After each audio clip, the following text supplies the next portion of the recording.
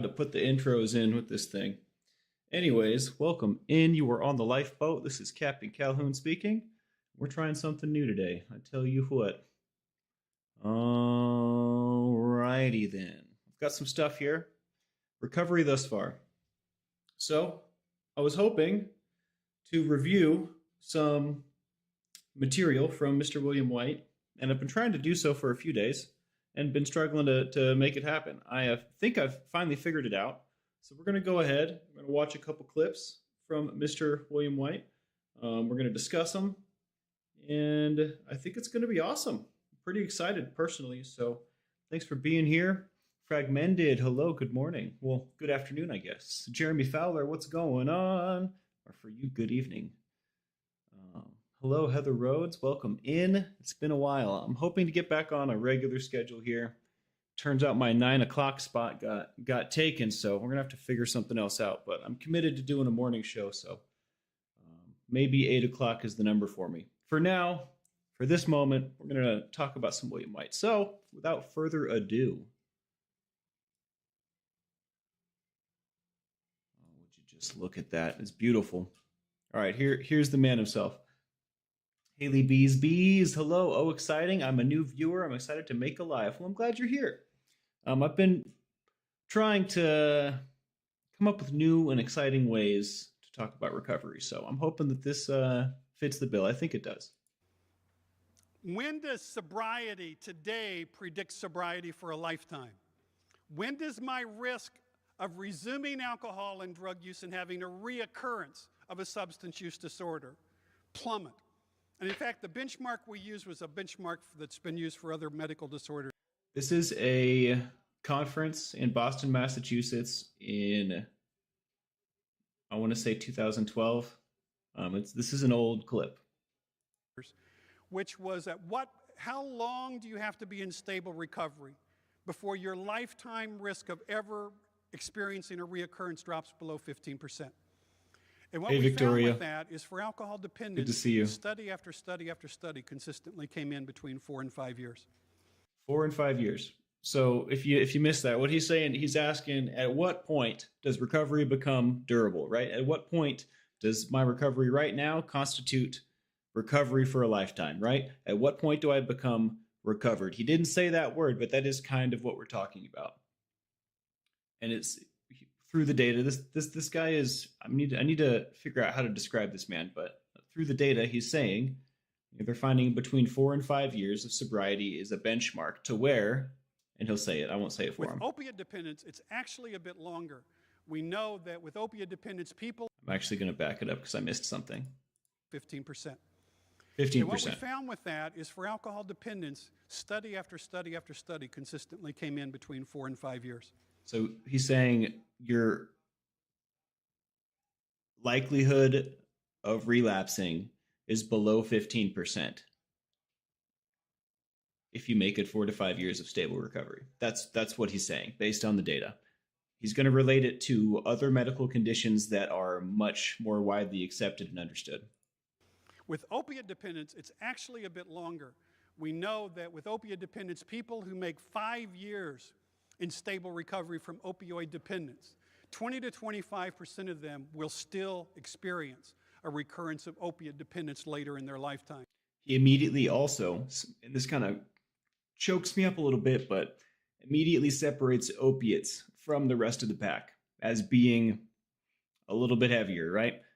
If you make it 4 to 5 years of stable recovery as an opiate addict, your chances of a quarter of those people, right, that make it 4 to 5 years away from opiates, a quarter of those people, 25%, 20 to 25 is what he said, will experience relapse still in their lives. And he didn't say relapse. What he said was recurrent substance abuse disorder, right? So you're going to have problems with this substance again. And I thought that was mind-blowing, right? It's a scary number. 15%. He's also like the threshold we're talking about is below 15% chances of relapsing. That still seems pretty high to me, doesn't it? Doesn't that seem high? So anyways, it's pretty bleak, but this is old information, right? I think there's a lot that we can learn from it. Which camera am I looking at? Is it this one? It is that one. It's hard to tell. I've got cameras everywhere. Anyways, interesting, right? We have But more. let's think about that for a minute in terms of its implications. If 5 years is the benchmark, which is interesting because it's the same benchmark for a number of other disorders that some of you have experienced in this room. If we're treated for most cancers in the United States, what do they tell us about 5 years? It's the same data, right? So what they do in that 5 years with us is what? Think of the assertiveness, aggressiveness with which we do post-treatment monitoring and early reintervention with people with cancer. What he's talking about is after treatment with cancer patients, there is a very thorough process of following up with these people, right? Because the data suggests that there is a likelihood that it will recur, right? The cancer will come back. I don't know the right word for that, right? But he's saying and maybe I shouldn't take his words out of his mouth, but he's trying to say that if addiction is a chronic disease, we need to start treating it that way and following up with people, right? Instead of giving them a hug, having a graduation ceremony, right? And giving them a chip and saying good luck. You know what I mean? That's the comparison he's making, and I'll let him make it, but because I think the way he does it is very powerful. But it's very interesting. If addiction is a chronic disease, why do we treat it like something else? Contrast what we do with this acute care model of addiction treatment is we hold graduation ceremonies, for God's sakes, and hand people chips and hug them and tell them to have a great life and sever the service relationship.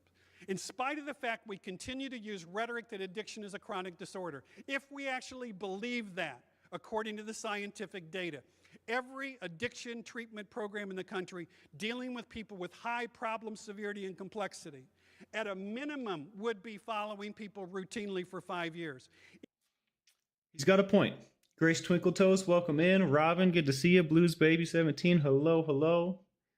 Haley B says, I'm in recovery myself, and I've been searching out more recovery content because my boyfriend is struggling, and it's affecting our whole family. It's stressing me out. You know, usually I click on your messages and it puts them up, but because of the way I'm doing this, it's not working like that. Maybe I can amend that.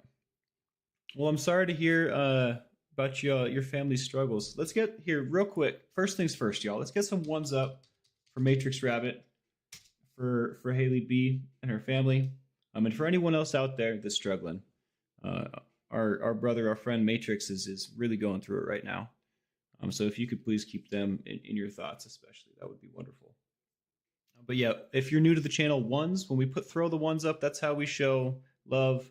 That's how we do like a thoughts and prayers kind of deal without using divisive language.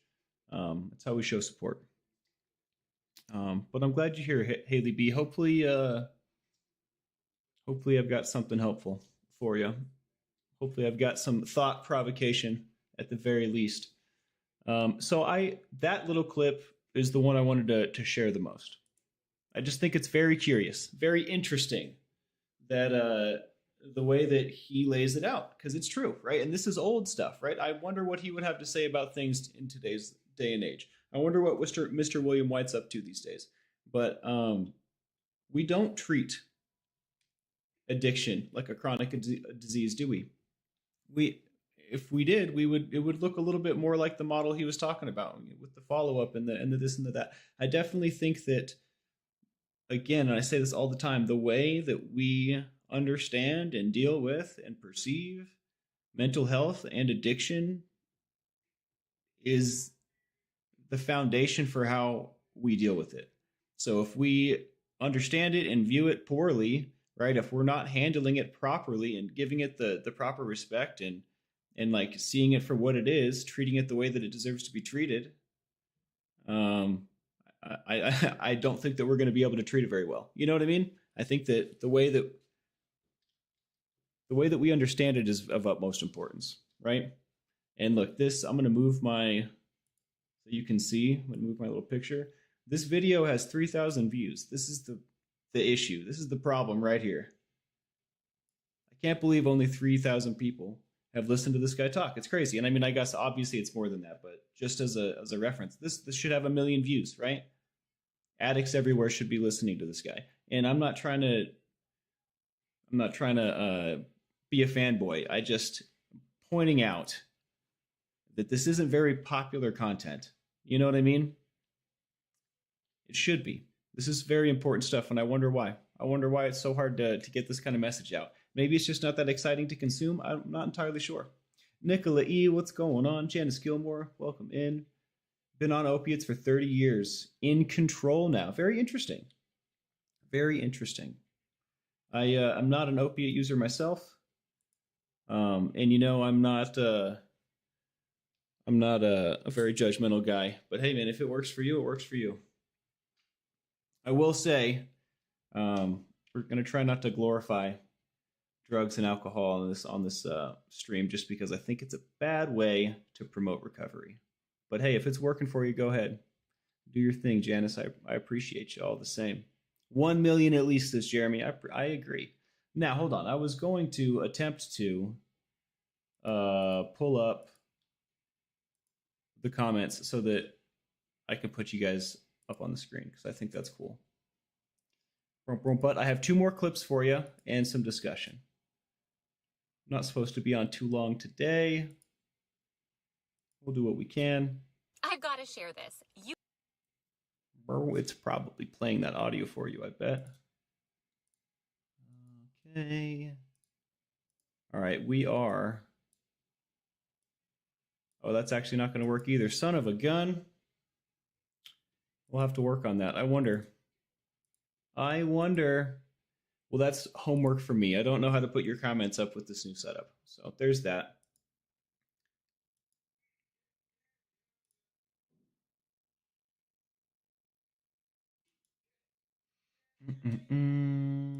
All right, let's do this one. And unfortunately, we have research that suggests that recovery is horribly destabilizing for families. That families that have absorbed every insult addiction has to offer are at very high risk of disintegrating in the early stages of recovery if we don't build incredible support scaffolding for them. I think the language he uses is so interesting. Support scaffolding. He's talking about a support system, right? People around you, you know, maybe medical professionals, family that love you and understand, right? Like people you could go to, support system. But he says scaffolding, right? I think the language that he uses throughout all of the stuff that I've heard and witnessed and read from this guy is, the imagery is so palpable, because that is kind of what we need. We not only do we need support, like we need structural support. What's going on, Jamie? Welcome in. Good to see you. I've missed you guys. A whole bunch.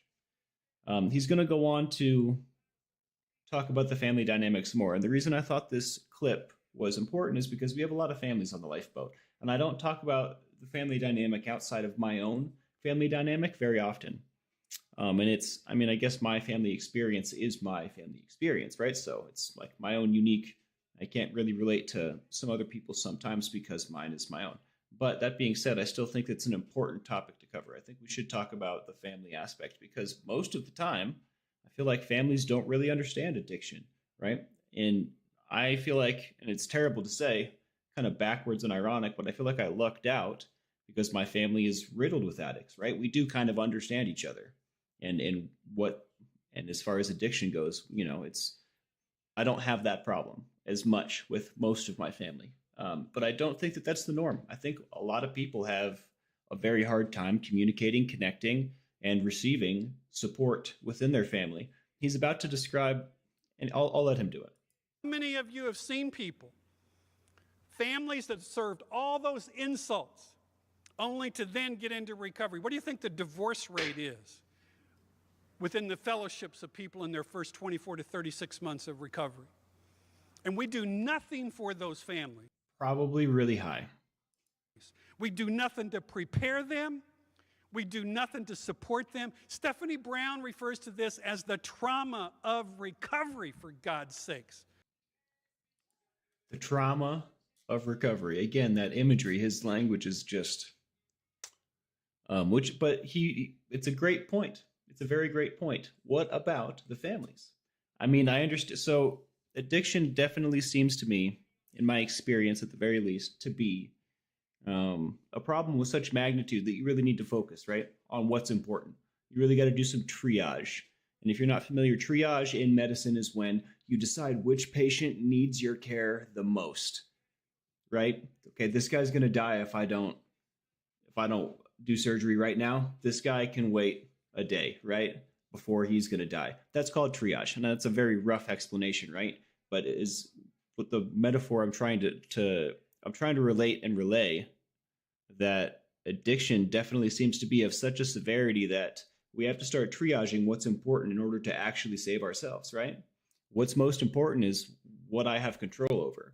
And what I have control over ain't that much. And it's very easy to start tunnel visioning, right? Just kind of focusing all the way on myself and what I need to do. And and it's so I think that the family not being in the conversation as much makes a lot of sense. But at the same time, for us to have an effective support scaffolding, like he says, I think the family is an essential piece of that. In fact, the family can be such an asset. It would be a shame not to try and leverage it. And I know that sounds cold and logical, right? And obviously easier said than done. But at the same time, if we can heal the family dynamic, if there are things that we can learn about from the past, about the future, right? On how to move through a family dynamic in addiction, in recovery, I think that's necessary, right? If there are things to learn, if there are different ways to go about it, if we can heal the family dynamic in any way, I think that it's worth it, right? And that's just, I had never thought about it like that. So that's what that clip's all about.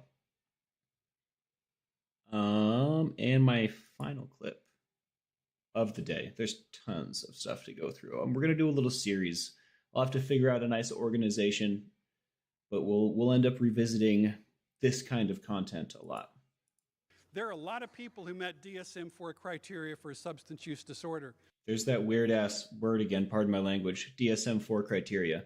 That is how they determine, maybe I should look it up so I don't misspeak.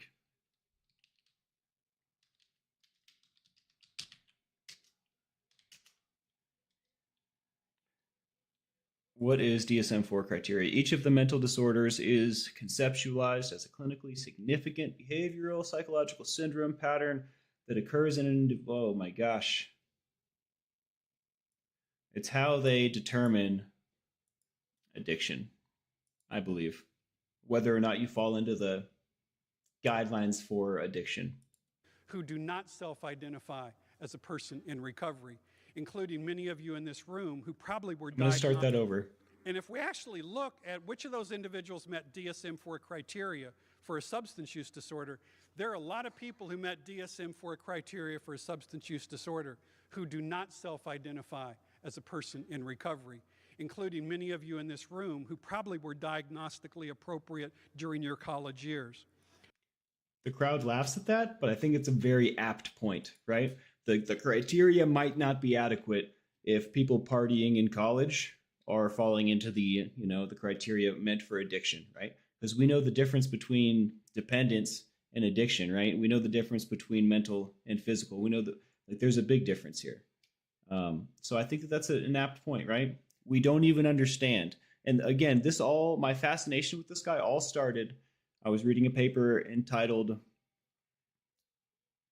can't remember the title of it, but it was about defining recovery and our lack of ability to do so and agree on a definition for recovery. What that actually means is causing us to not be able to help, right? It's causing us to not be able to deal with recovery properly. So now I'm down this rabbit hole, and here he's talking about DSM-4 criteria again.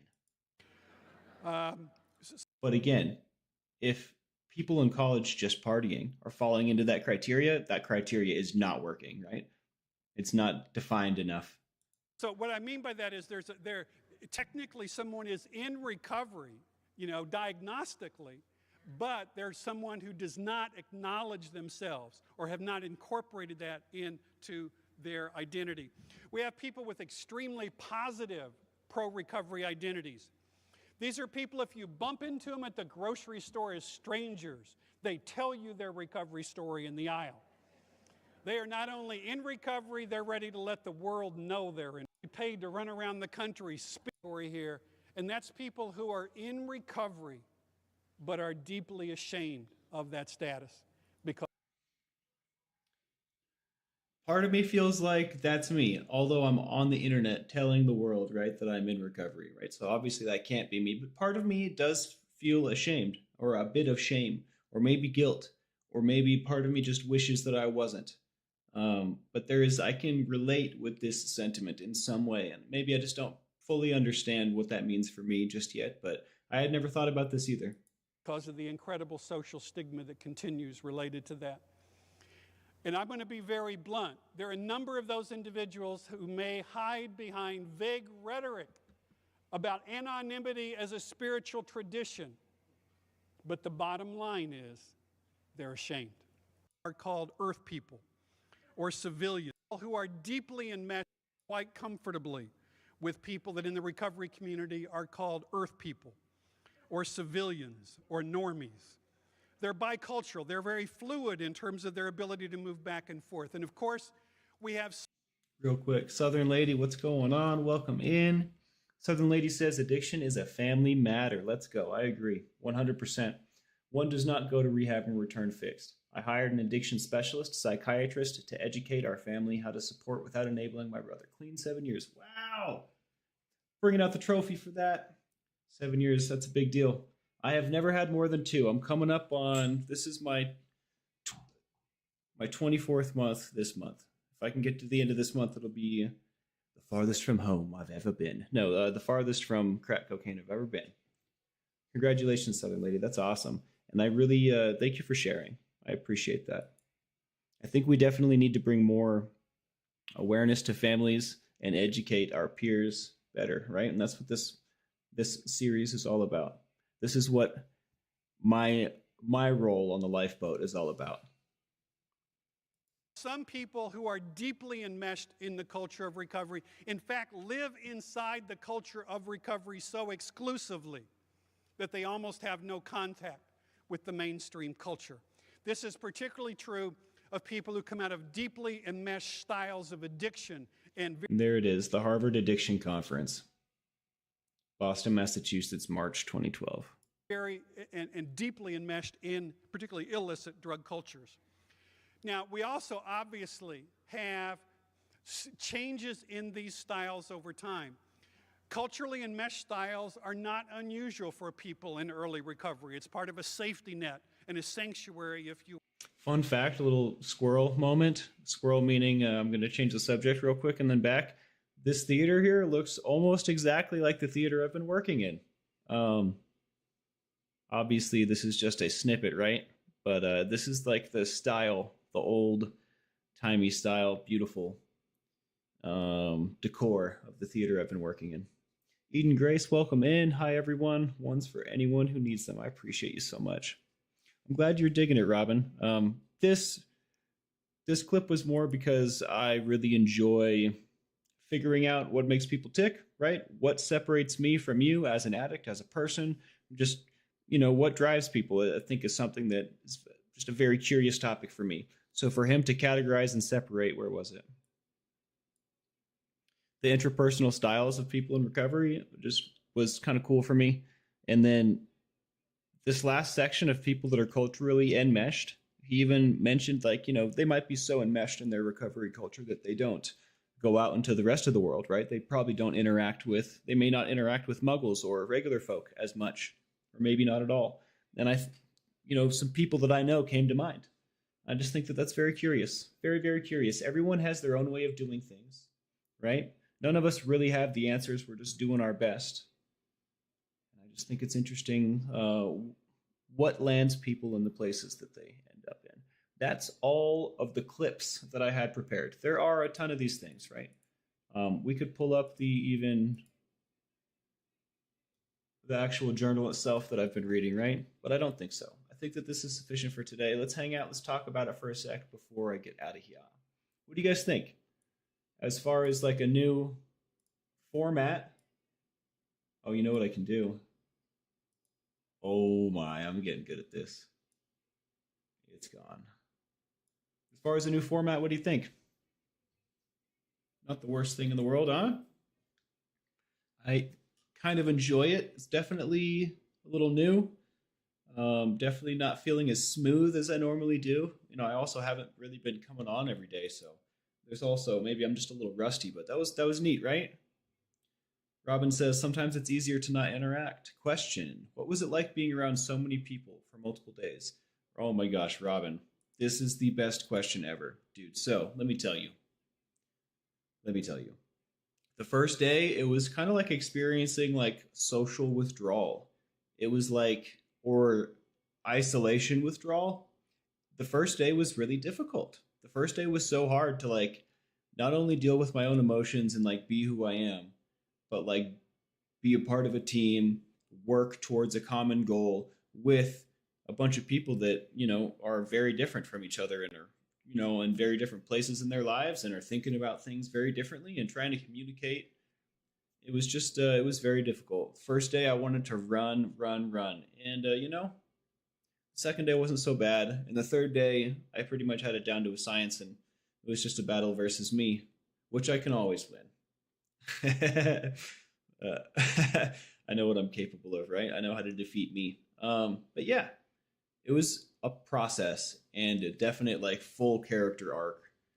Uh, but I got to go up on the catwalk. I was commended multiple times for my work ethic and knowledge and willingness and all kinds of stuff. I got to go up in the catwalk.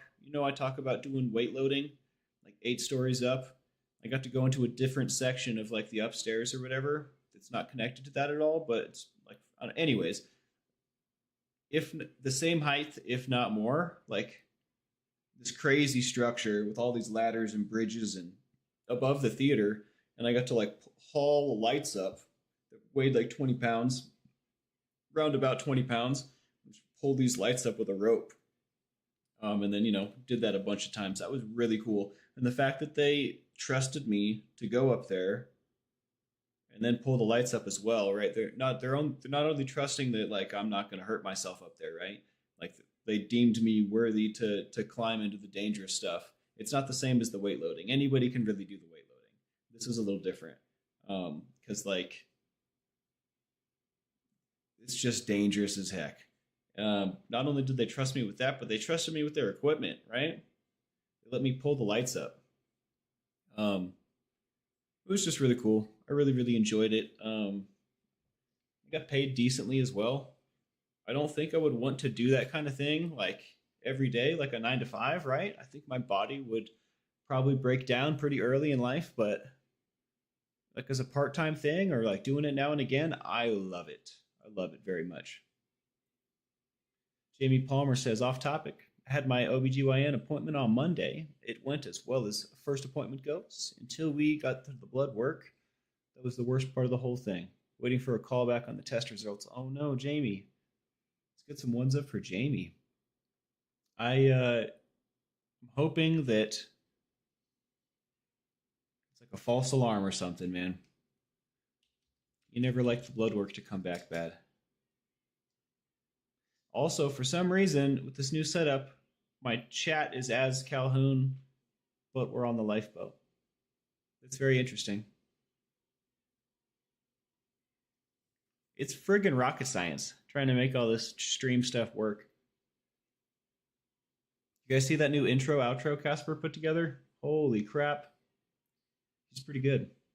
I've been farting around with the video editing program and the streaming software like forever. And this is as far as I've come. And that dude just whipped it up, dude. He's magic. Magic. Shout out to Casper. You're the man, dude. Appreciate you. All right, y'all. What's going on, Jane? Good to see you. I live for now. Grace Twinkle Toes. Fragmented. Katrina.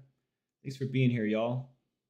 Robin says, so you were given good jobs and got lots of praise for your work ethic. Win-win. Absolutely. Oh, and I almost forgot. There was some intrapersonal stuff that was interesting. We'll start with that. So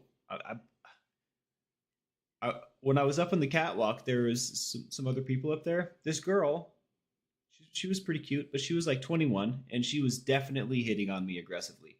And I thought to myself, I don't think this is a good idea. So I just kind of like, let it go. I was polite or whatever, but I let that one go. But I got hit on by a cute young lady. And then also, I'm pretty sure, hopefully she's not watching. I'm pretty sure my boss tested the waters. And she's a pretty lady too. But I also thought to myself, this is also probably a bad idea. So I just kind of blew that one off as well. But that was kind of interesting. It made me feel desired. It felt nice. It definitely felt nice. And I would be lying if I told you I wasn't still thinking about it a little bit. But I I don't know what to say other than I think it's a bad idea. So we'll just go with that. But it felt nice to be hit on. And to my understanding, have my waters tested. It was neat. I think I made a friend. I made some friends, but I really don't want to be hanging out and just farting around, right? I got stuff to do.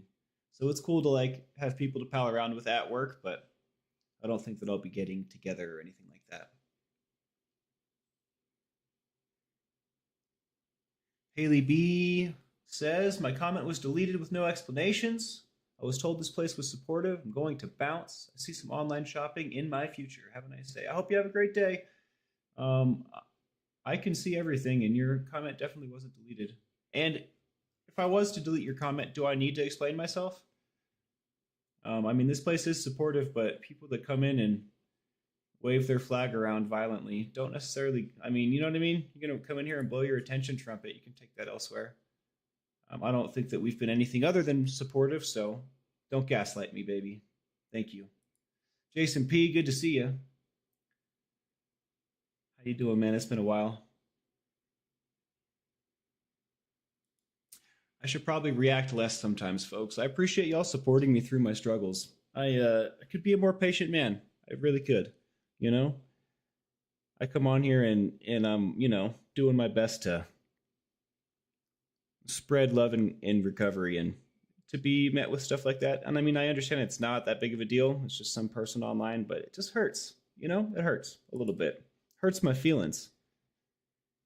But it's okay. Everyone's on their own path. Love you too, Jason. Good to see you, man. I've missed you. We will be back to regular scheduled programming. I think my new morning time is going to be 8 o'clock. And if I'm doing early work, which I will be doing from time to time, it'll just be that 6:30, something like that. But we're going to get back into 8, so an hour earlier than it normally was. I believe my dad and Casper are doing something at 9. So we're going to be doing the 8 o'clocker moving forward. I'm going to get out of here. I'm pretty sure that my Pops is coming on here. He's got some true crime for you. Much love to everyone. I'm so thrown off. What do we do here? Hit that like, subscribe, and the bell for notifications. If you like what we do here, it makes a huge difference. Shout out to the mods, the crew, anyone new. You guys are the best. Thanks for being here. You make my day every time. This has been The Lifeboat with Captain Calhoun.